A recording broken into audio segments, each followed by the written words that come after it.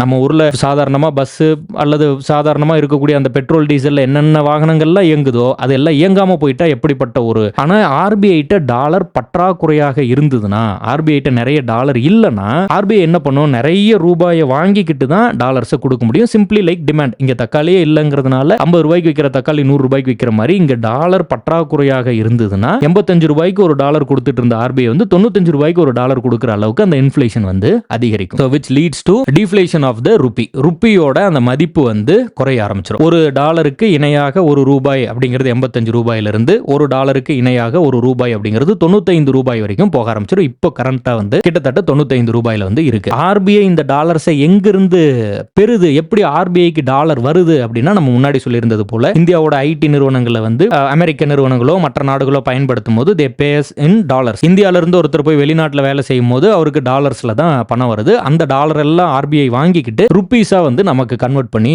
கொடுத்துறாங்க. ஸோ இப்படிதான் இந்த எக்ஸ்சேஞ்ச் வந்து நடக்குது. அப்பெல்லாம் ஆர்பிஐ வந்து கிடைக்கக்கூடிய எல்லா டாலர்ஸையும் எடுத்து பத்திரப்படுத்தி வச்சு இந்தியர்கள் கேட்கக்கூடிய எக்ஸ்பென்ஸ் எல்லாம் போக ஒரு பெரிய ரிசர்வ் ஒன்று வச்சிருப்பாங்க. இப்போ லாஸ்ட் வீக்ல என்ன ஆயிடுச்சு அப்படின்ட்டுனா, இந்த க்ரூட் ஆயிலோட பிரைஸ் வந்து ரொம்ப அதிகரிச்சதுனால நம்ம நார்மலா நடக்கக்கூடிய ப்ரொசீஜர்ஸ் இல்லாம ஒரு பஃபர் ஸ்டாக்னு சொல்லி ஒரு ரிசர்வா வந்து நம்ம வச்சிருக்கக்கூடிய அந்த டாலர்ஸ்ல இருந்து எடுத்து நம்ம வந்து செலவு பண்ண வேண்டிய அளவுக்கு வந்து போயிடுச்சு. அப்போ நம்ம கிட்ட சுத்தமாவே இந்த டாலர்ஸோட இருப்பு இல்லாம போயிடுச்சுன்னா வெளிநாட்டுல இருந்து எதையுமே வாங்க முடியாது. வெளிநாட்டுல இருந்து க்ரூட் ஆயில் வாங்க முடியாது. வெளிநாட்டுல இருந்து நம்ம இம்போர்ட் பண்ணக்கூடிய எலக்ட்ரானிக்ஸ் இது மாதிரி முக்கியமான பொருட்கள் எதையும் வாங்க முடியாம போயிடும். அப்படி வாங்க முடியாம போனதுனால தான் ஸ்ரீலங்கால அந்த ஃபினான்சியல் கிரைசிஸ் வந்து வருது. நம்ம ஊர்ல சாதாரணமா பஸ் அல்லது சாதாரணமா இருக்கக்கூடிய அந்த பெட்ரோல் டீசல் என்னென்ன வாகனங்கள்லாம் இயங்குதோ அதெல்லாம் இயங்காம போயிட்டா எப்படிப்பட்ட ஒரு டெட்லாக் சிச்சுவேஷன் வருமோ அந்த மாதிரியான ஒரு சிச்சுவேஷன் தான் ஸ்ரீலங்கால வந்தது. பிகாஸ் அவங்களோட டாலர் இருப்பு அப்படிங்கிறது இல்லாம போயிடுச்சு. புரிஞ்சுக்கிறீங்க? அப்போ ஆர்பிஐ கிட்ட டாலர் இருப்பு இருக்கு,